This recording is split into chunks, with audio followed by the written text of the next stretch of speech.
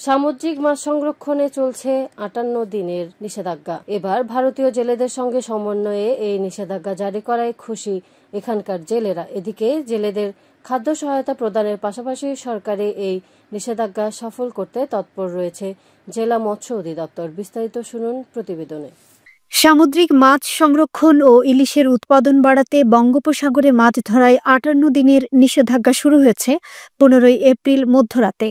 বাংলাদেশে যা আগে ছিল ২০ মে থেকে ২৩ জুলাই আর ভারতে ছিল ১৫ এপ্রিল থেকে ১৩ জুন পর্যন্ত।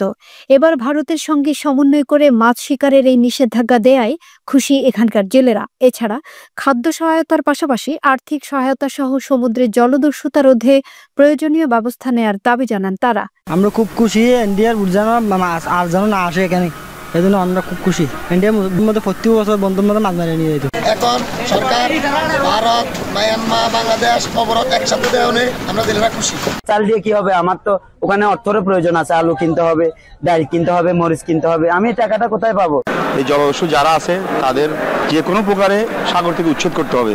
এদিকে মাছ ধরা বন্ধের ৫৮ দিনে কর্মহীন উপকূলীয় জেলেদের ২ বারে দেয়া হবে ৮৬ কেজি করে চাল জানিয়ে জেলা মৎস্য কর্মকর্তা মোহাম্মদ বদরুজ্জামান বলেন, এই বন্ধের ফলে সমুদ্রে মাছ যেমন বৃদ্ধি পাবে তেমনি সুফল পাবে জেলেরা। মৎস্য অধিদপ্তর সহ বিভিন্ন আইন শৃঙ্খলা রক্ষাকারী বাহিনী এই ৫৮ দিন অভিযান এবং মোবাইল কোর্ট পরিচালনা করবে এবং পরিচালিত আইনে কেউ যদি এই নিষেধ অমান্য করে সমুদ্রে মাছ আহরণ করতে যায় তাহলে পরিচালিত আইন এবং বিধি অনুযায়ী তাদের বিরুদ্ধে ব্যবস্থা নেওয়া হবে। অপরদিকে ১১ জুন পর্যন্ত সরকারি এই নিষেধাজ্ঞা সফল বাস্তবায়নে অভিযান অব্যাহত রাখার কথা জানিয়েছেন জেলা মৎস্য কর্মকর্তা।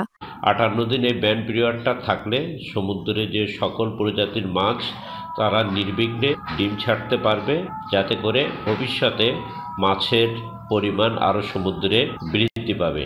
এবং ব্যান পিরিয়ডটা যখন ১১ জুন রাত ১২টা ১ শেষ হয়ে যাবে, তারপরের থেকে জেলেরা যখন সমুদ্রে মাছ ধরতে যাবে তখন তারা বেশি করে মাছ আহরণ করতে পারবে। সরকার ঘোষিত ৫৮ দিনের এই নিষেধাজ্ঞাকালীন সাগরে কোস্টগার্ড সহ সংশ্লিষ্ট আইন শৃঙ্খলা বাহিনীর টহল জোরদার ও অব্যাহত রাখার আহ্বান জানিয়েছেন জেলে ও মৎস্য ব্যবসায়ীরা।